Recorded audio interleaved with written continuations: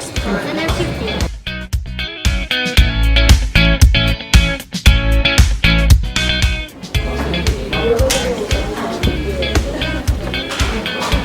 Hello, my name is Devita Sari from Accounting, Batch 11 and 15.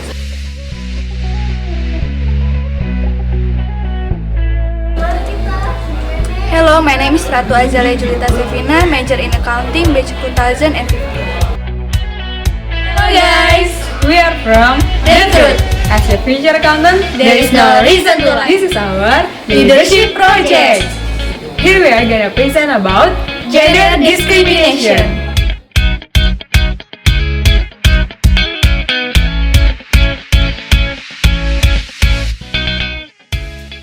Let's do it. Let's get ugly. Let's get real. Okay. If I have to do this, based on stereotypes that are totally untrue, that I do not agree with, you would maybe not be a very good driver. Oh man, am I a woman?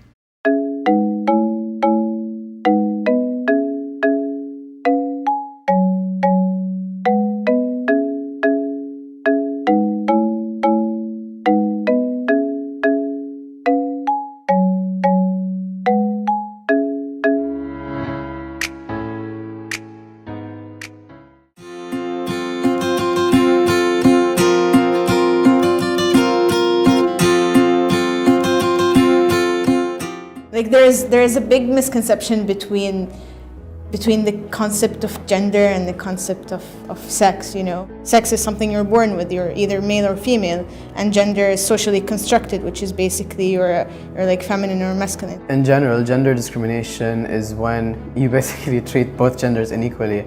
I mean, in our modern day, there are like a million definitions to inequality. Inequality in gender, inequality in treatment of the both genders.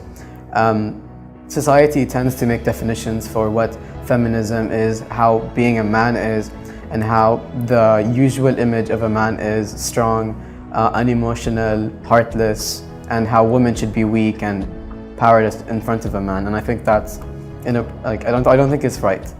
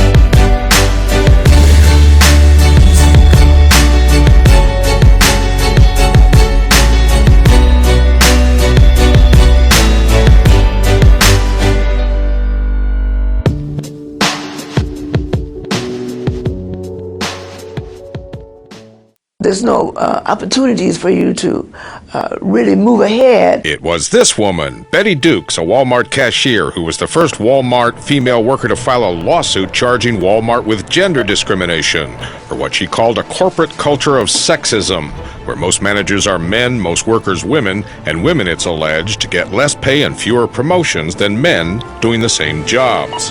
Now the women of Walmart are asking the U.S. Supreme Court for permission to sue Walmart as a group or class instead of individually. If the Supreme Court gives the green light to the class action lawsuit, 1.6 million women, former and current employees of Walmart, will be entitled to sue Walmart as a group for tens of millions of dollars in damages and back pay. And the case would become the largest employee sex discrimination lawsuit in American history.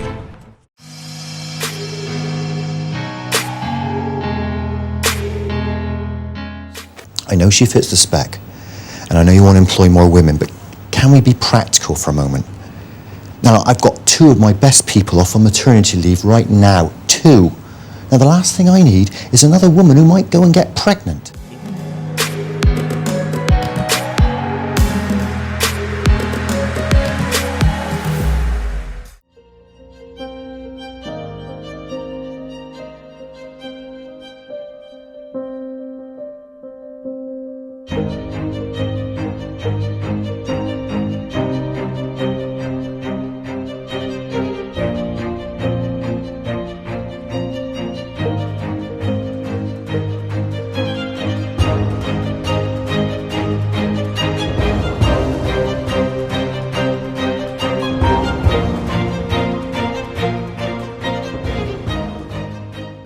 According to a Norwegian study of 3,000 managers, a good leader has 5 characteristics. Number 1, good leaders withstand the stress and pressure of the job and have a high degree of emotional stability. They take initiative, are clear, and communicate well. They're usually extroverts. Good leaders can innovate, are curious and ambitious, and are open to new experiences. Plus, a good leader is social and supports and includes everyone on their team. And finally, the best leaders can set goals, be thorough, and then follow up. So, according to this study, leaders are emotionally stable, extroverted, curious, supportive, and methodical. And according to their research, women were more likely to score highly on 4 of these 5 traits. Apparently, female leaders tend to worry a lot, making them a little more stressed. This is supported elsewhere too. In a 2008 survey done by the Pew Research Center, 2,250 people were asked who they thought was more honest, women, intelligent, women, hardworking, tie, ambitious, tie, outgoing, women, creative, women, compassionate, women by a mile, and decisive. God, we finally got one. Men. Yet even though women bested or tied in every category except decisiveness, only 6% said women would make a better leader, while 21% said men would. To be fair, 70% did say that men and women make equally good leaders. The Pew researchers went on to ask how men and women respond to things like public safety, diplomacy, honest governance, and social issues, and again, women took the cake. Except with national security and crime. So even though there aren't that many female leaders, less than half of countries worldwide have had a female leader in the last 50 years, a study from the Journal of Applied Psychology looked at 95 different studies and found that people genuinely believe that both men and women would be equally good at leadership. Equally good!